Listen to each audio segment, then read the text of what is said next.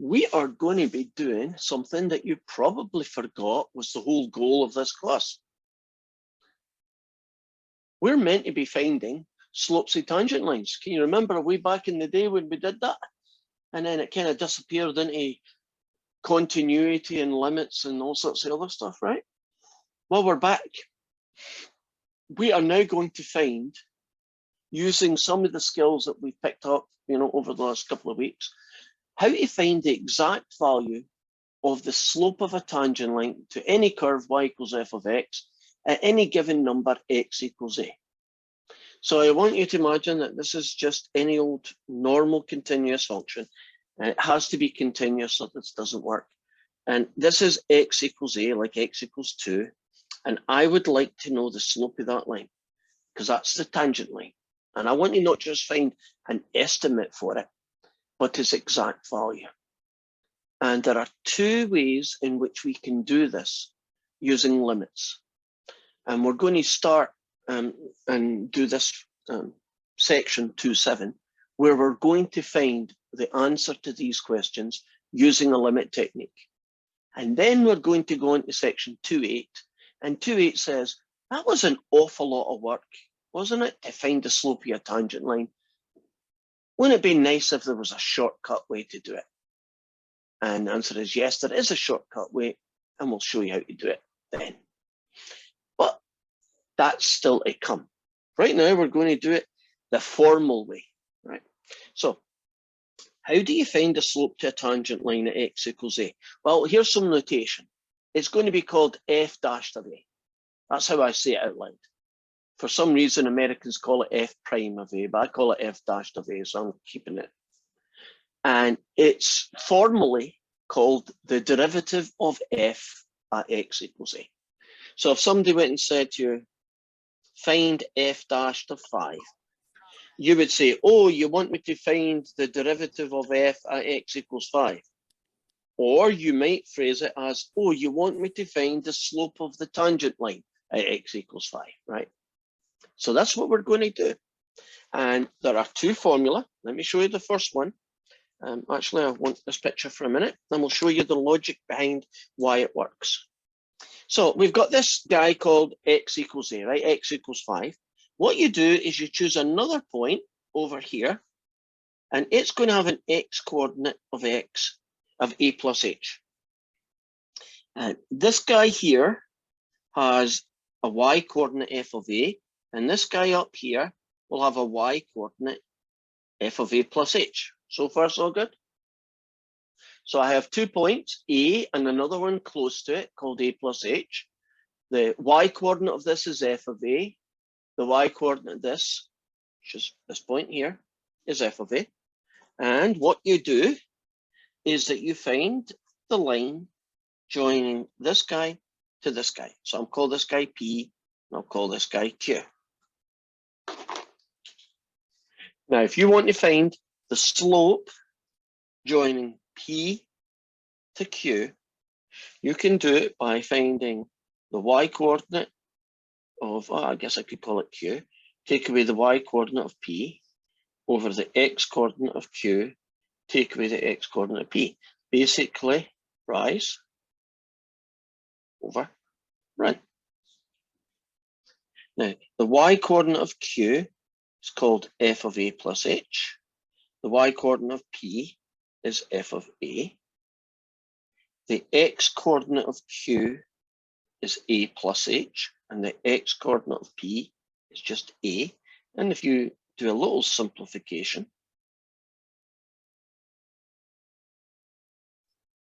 you get that. So we're keeping this as general as we can right now, right? There aren't any numbers we're talking about, right? But would you agree that the slope joining this point P to this point Q, called m of PQ, can be found by this formula, right? F of a plus h minus f of a over h. And now the clever part. If you want to find the slope of the tangent line, which we will call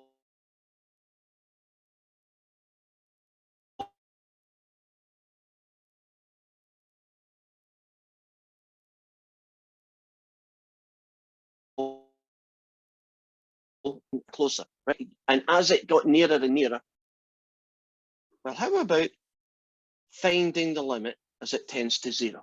So if A became A plus H, right? If they both came together, wouldn't the slope joining those two be the same as the tangent line? And now, this is where limits kick in. This guy is one of the two formulas that we're going to be using today and probably tomorrow as well to find the slope of the tangent line. We find the limit as h tends to 0. Would you agree as h tends to 0, doesn't this become the tangent line? Right. Yeah. That's our formula. So let's put it into practice. Let's suppose I have a function, square root of x. It looks something like this. And I would like to find the slope of the tangent line at 9. Okay, so can you imagine where that would be? Imagine this is 9. And I would like to find the slope of that tangent line. So they might phrase it as f dashed of a and e equals 9. That's how it would get written. Unfortunately, my a's look very like 9s, don't they? So the slope of the tangent line at 9 is the limit as h tends to 0 of f of a plus h, take away f of a, divided by h.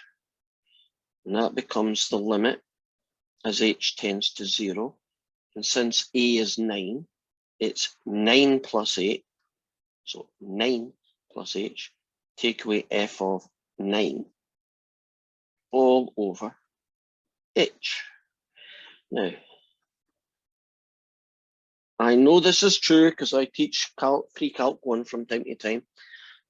Can you remember evaluating functions at f of 1 plus x and f of 9 plus h and things like that? That's what's going to happen here. Here is my formula. This is my f of x. If you think of x as a placeholder, f of 9 plus h is actually the square root of 9 plus h. Are you happy about that?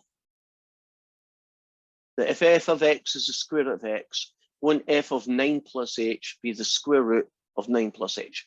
Now, take away the square root of 9 all over h. Now, if I can find that, whatever that number is, that's the slope of the tangent line, the exact answer. So I'm going to write it over here because I need more room. And so the slope of the tangent line at 9 is going to be the limit as h tends to 0 of the square root of 9 plus h, take away 3 over h.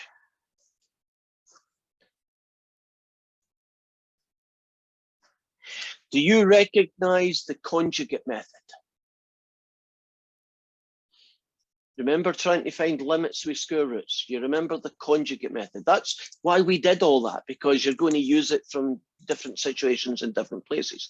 I haven't given myself a lot of room, but I'll try and squeeze it in. What do I multiply top and bottom by then? What's the conjugate of this fella?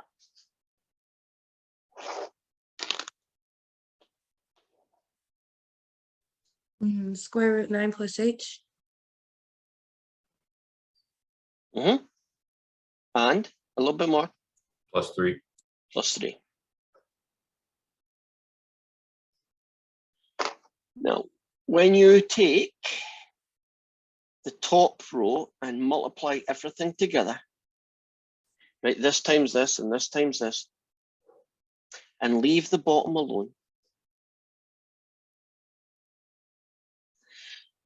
If you take the top and multiply it together and you do FOIL, can you just trust me on this and you can check it later, do FOIL.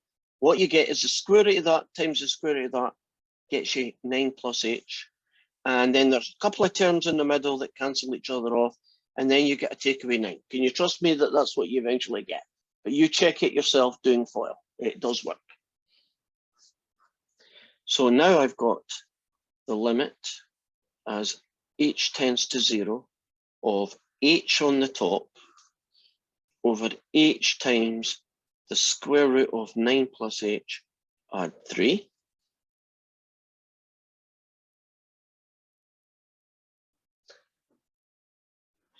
Can anybody see what's going to happen next? Because normally when you do the conjugate method, don't you get something else straight after it? What are we going to be able to do here?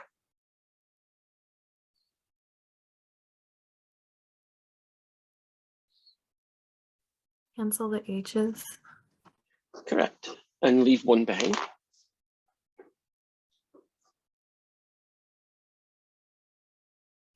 And at this point, you can actually just plug in 0, brute force it. So square root of 9 plus nothing, add 3.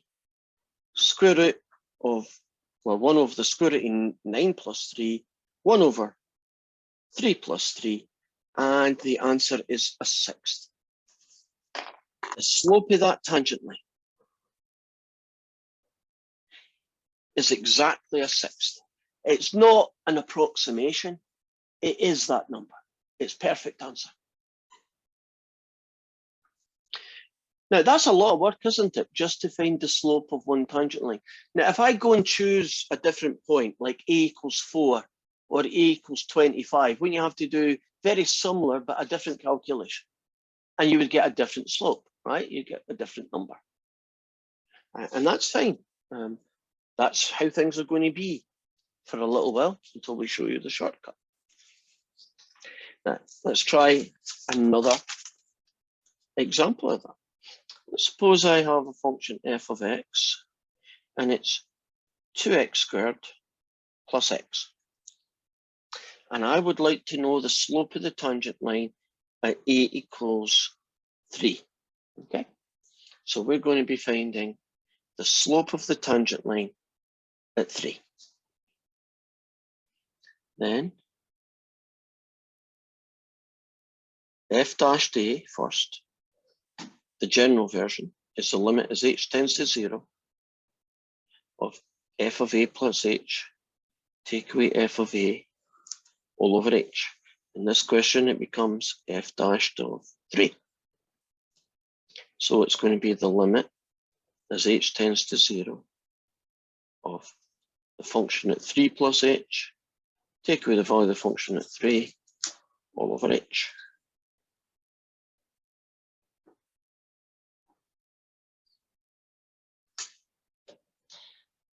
Okay, do this guy at the end. F of 3 is just plug 3 in here. So 2 lots of 3 squared is 18, plus another 3 is, oops, minus 21, take away 21.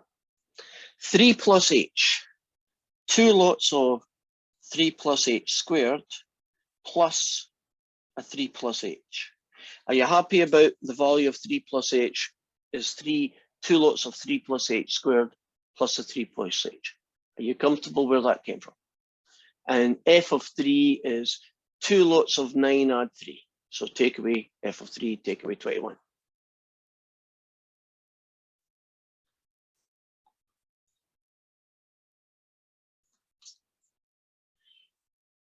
Where should we go next in this question?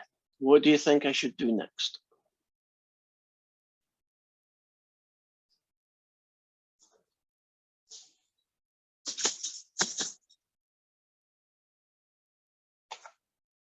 Can I conjugate the top? No, we don't need a conjugate. There's no square roots. I wouldn't go that way, Nick. Think of something else you could do instead of that. I've got all these 3 plus 8 squares and stuff. What do you think I might want to do? Yeah. So let's figure it out. File it out. 3 plus h squared, when you are finished doing FOIL, gets you that. Plus a 3, plus an h, take away a 21. All over h. Now I'm going to do the limit as h tends to 0. Distribute the 2, 18, 12h, h squared, plus 3 plus h, take away 21, all over h. It should be 2h squared, shouldn't it? 2h squared. But Oh, yes. Well caught. Yeah, should be. So it's going to be the limit as h tends to 0. Let's double check I did the other ones. 18, 12. Yep, I did the others fine. Right, collect like terms. What have I got? I've got 2h squared. I have a 13h. I have a plus 21 and I have a take away 21. Do you notice that the two numbers are exactly the same, one plus and minus? Because don't that cancel each other out? So here's a little trick here that tells you that you've done this correctly. Those numbers always cancel out. So by the time you get to the line I'm on right now, every single term has to have an h in it, at least an h. It can have more, but it must have at least an h. If you've got that, it's a good sign. If you think there's a plus 3 or a minus 7 left over, go back and check. Maybe you didn't double something, as I forgot to, right? Something's not right, because they always cancel out. So you're only left with terms that have at least an h in it.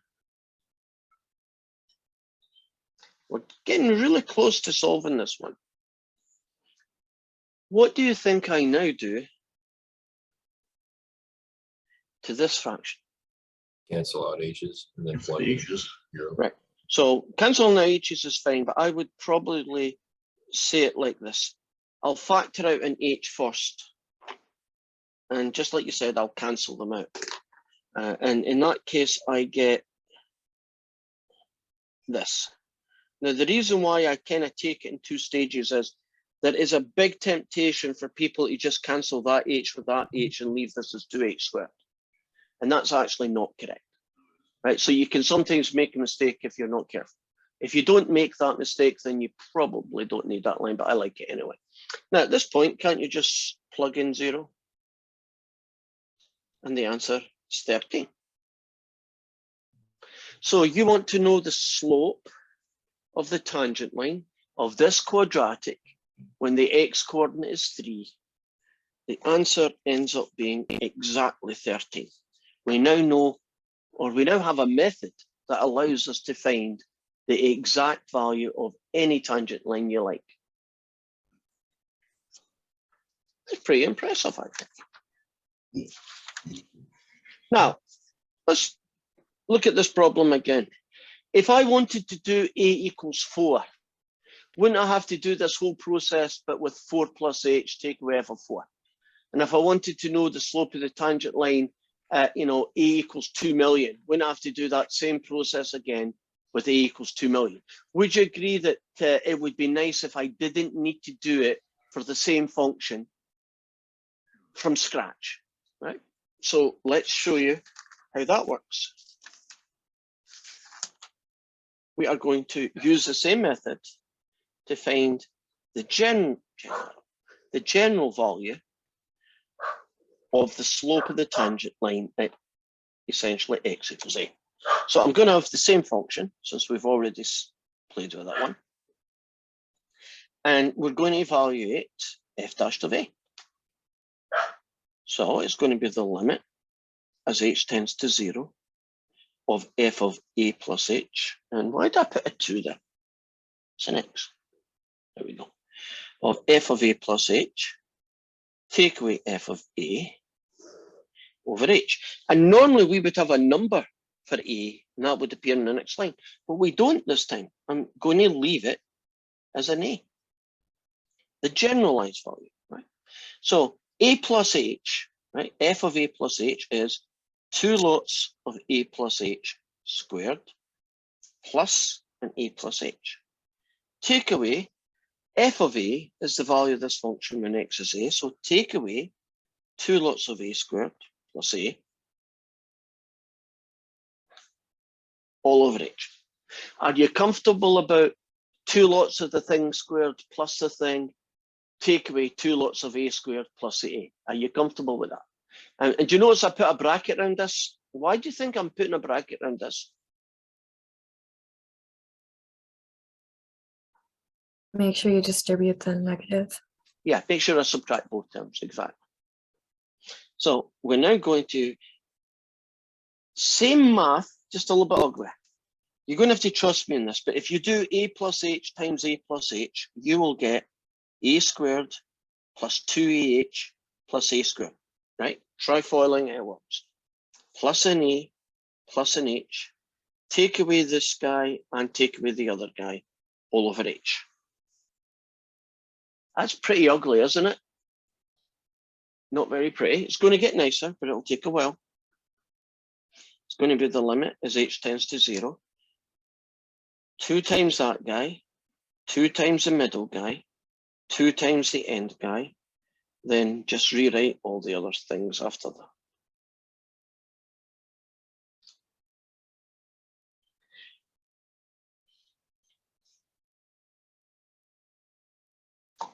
There is going to be some carnage going on here. When you collect like terms, lots of things are going to kill off other things. Can you see anything on the top that gets killed off by something else on the top? 2a squared and 8. Agree? And what's left? Well, we have a 4ah that made it out alive, a 2h squared, and an h. Now, you know that you've went from this line to that line, and you've got a good idea that it's correct if every term contains at least an h. So if you do this and there's a 4a left over, or a plus 4 left over, stop there. Go back and look at what you missed, because you've definitely missed something. If this works because these terms always have at least an h in it, which means that we can now pull out h as a common factor.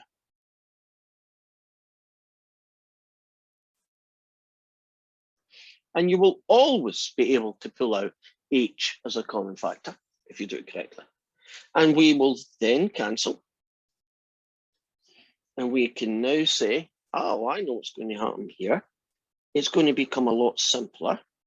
And I only need to find the limit of this expression when h becomes 0. So 4a's plus 2 zeros add 1, which is 4a plus 1.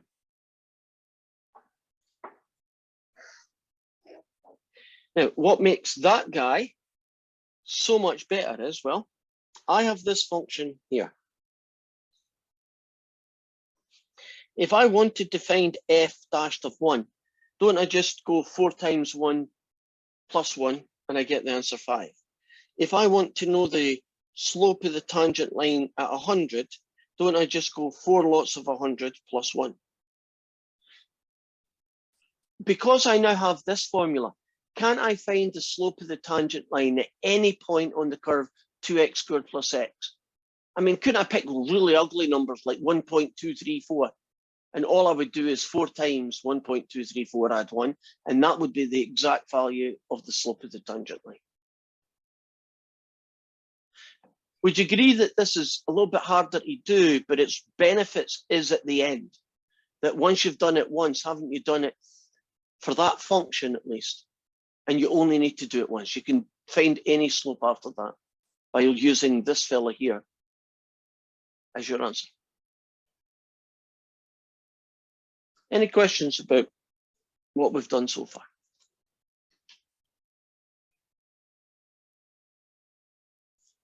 Are we good? Okay. I don't know if you were expecting so much algebra, but actually there's an awful lot of algebra in Calc 1. You spend a lot of time foiling and factoring things. Let's pick question 5. And the function is 3x squared, take away 6x, add 1.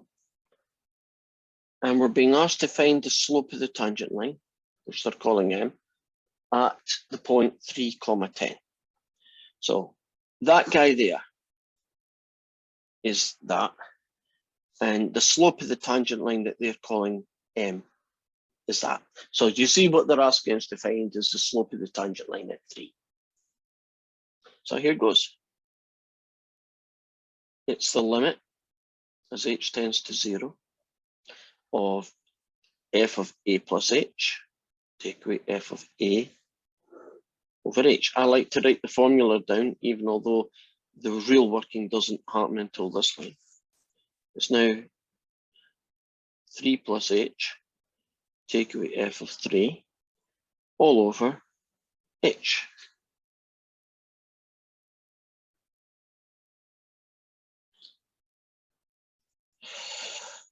Three x squared becomes 3 lots of 3 plus h squared. Take away 6x becomes take away 6 lots of 3 plus h, add 1. Take away the value of the function at 3. So 3 lots of 3 squares, 27. 27, take away 28, take away 18. Well, I better check that. Don't want to risk it. So the value of the function at 3 is going to be 3 times 3 squared. Take away 6 times 3, add 1. I was right, it just seemed too easy. It was 10. There should be some deja vu going on here because you kind of do the same thing every time. Would you agree I'm going to FOIL that all out and collect like terms? It's going to take me a while, but I'm going to do it. That fella gets you 9 plus 6h plus h squared. That guy gets you take away 18, take away 6h plus 1 minus 10.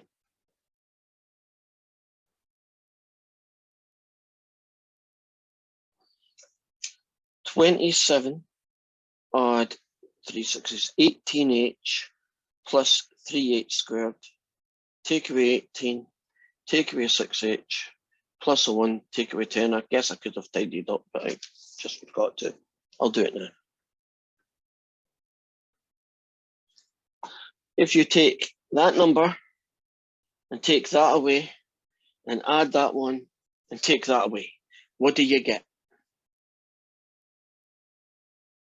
If you collect all the numbers together, what does that become? 0. Yeah, and shouldn't it always become 0? Right, so you kind of know what it should be. It's a good sign that I'm doing it right. So what am I left with? 18h, 3h squared. Oh, and I forgot, take away 6. So why don't I take that and call it 12h now? And I'll pull out an h as a common factor. I could do more than that, but just pull out h. Now you can cancel. And you are simply left with the limit as h tends to 0 of that guy. And the answer is 18. So I know the slope of the tangent line. Should it be 12?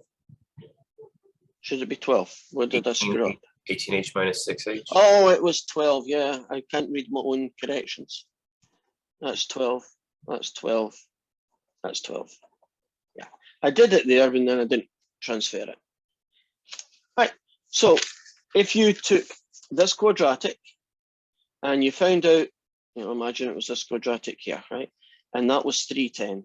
That slope there, the tangent line, would be 12. So we now have quite a long-winded way, uses limits, but it works, right? It gets me the exact value of a tangent line to any function. Now, I said there was 2 different ways to do that. Right? We've just done the first one. I'll write it over here. If you find a limit as h tends to 0 of f of a plus h, take away f of a, all over h, you'll get it. That one works. Here's the second way of looking at it.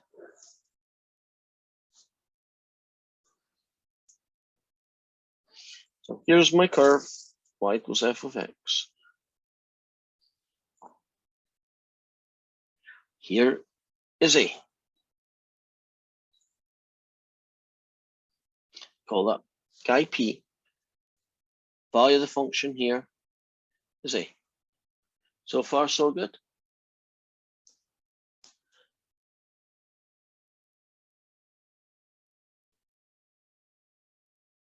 Choose another point here, call it X.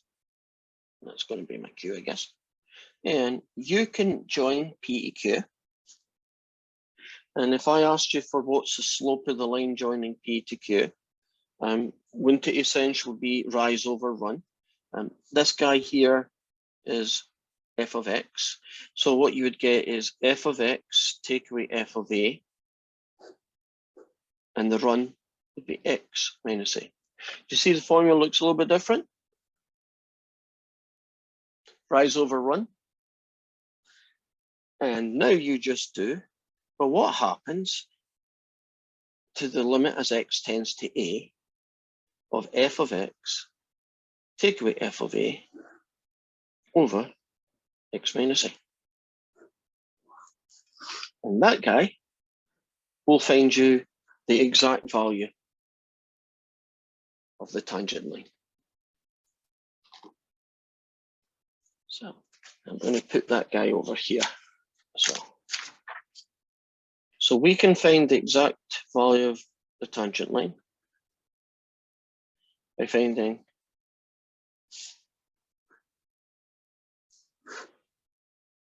that limit.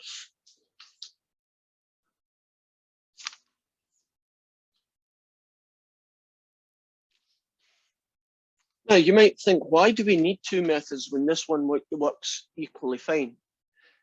These two methods are really both useful in different situations.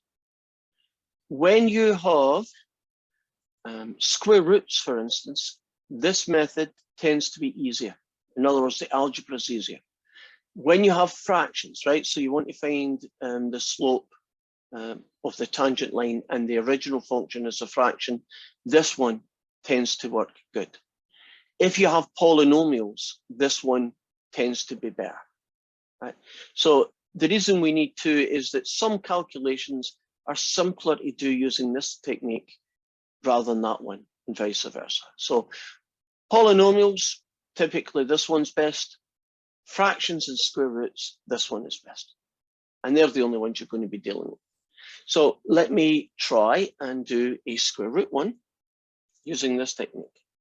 So let's suppose that f of x is the square root of x plus 6. And we want to find the slope of the tangent line at, pick a nice number, at 3, right? Then this guy, but let's do it as an a first and then as a 3 next. It's the limit as x tends to a of f of x take away f of a all over x minus a. So it's going to be the limit as x tends to 3 of f of x take away f of 3 over x take away 3.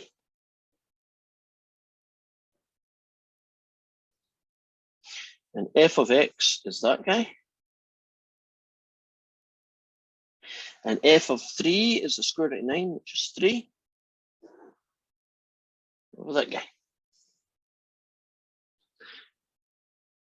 So far, so good. Right, you want to find the slope of the tangent line to this square root function at 3. This is the formula. This is the limit that you would use to do that. Can anybody tell me what technique am I going to use to find the limit of this ugly square root? Conjugate. Conjugate. So it's the square root of x plus 3, add 3, top and bottom.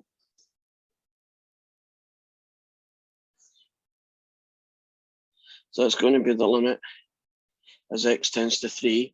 Again, I'm saving some time, but if you FOIL this out, you will get the square root of x plus 3 times itself, which is that. Hold on, Look at- isn't it square root of x plus 6? Or am I just losing it? No, it is. My apologies. Okay. Well caught. So it's the square of x plus 6 times the square of x plus 6. Two guys in the middle and a little takeaway 3, right? And on the bottom, it's this guy. Oh.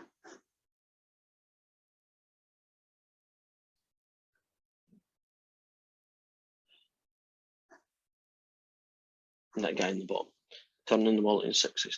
So it's going to be the limit as x tends to 3 of x take away 3 over x take away 3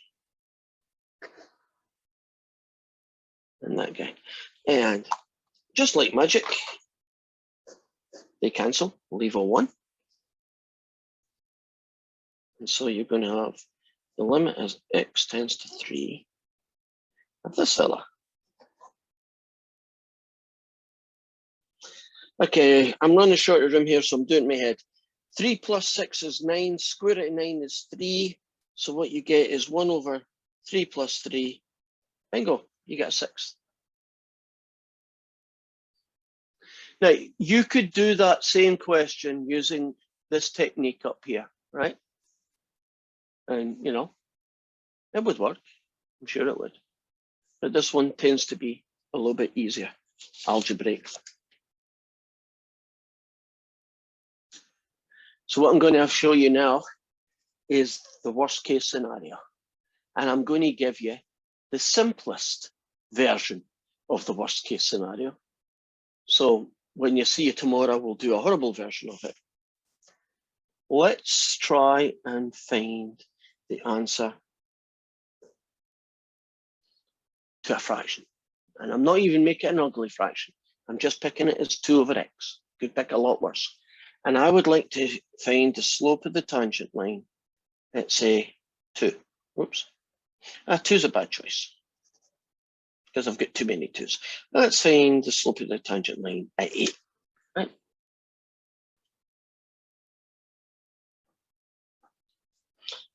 So the slope of the tangent line at A is the limit as x tends to A of f of x take away f of A over x minus A. In this case, it's going to be 8. So the limit as x tends to 8, f of x take away f of 8 over x minus 8.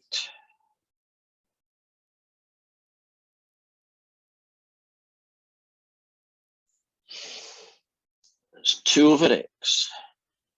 2 over 8 is a quarter.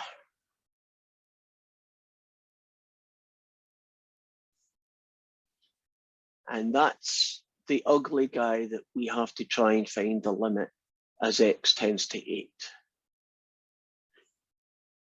Which means that we have to figure some way of making this nicer, easier to do. We do not like fractions with fractions in them. So let's just take care of that. What special version of 1 could I multiply the top and bottom by? What special version of 1 will get rid of these ugly fractions for us? 4x. Well done. I wasn't expecting it so quickly. Now let's see what happens. Okay, 2x times 4x, you get 8, right? And the x's cancelled, so you get 8. Negative a quarter times that guy, you get negative x. So that came out okay. On the bottom, I have x minus 8 times 4x. And this has happened a while back, but it has happened. You are allowed to cancel x minus 8 with 8 minus x. Remember, a minus b, b minus a. They're allowed to cancel. What happens? What do you leave behind when that happens? Negative. Negative. So we're going to leave behind the -1, right? Negative. So what we're looking at is this guy. And this fella is -1 over 4 times 8, -1/32.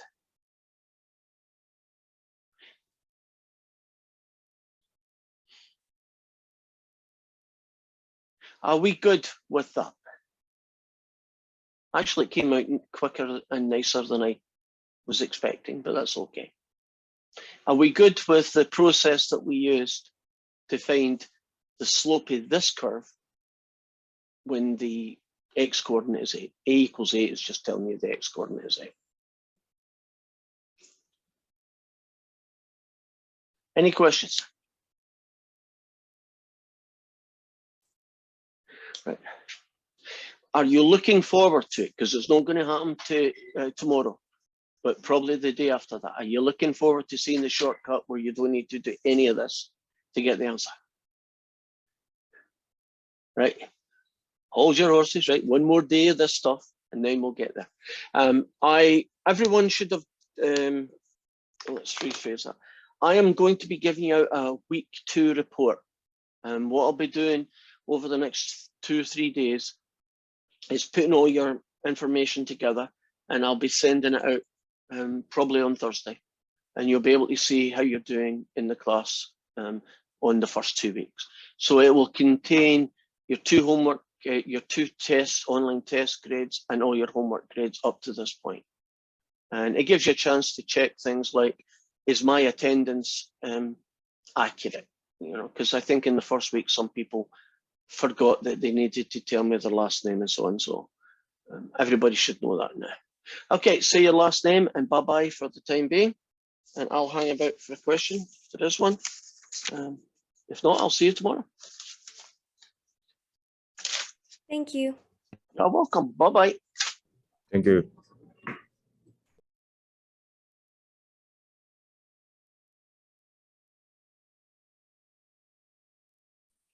Thank you. You're welcome.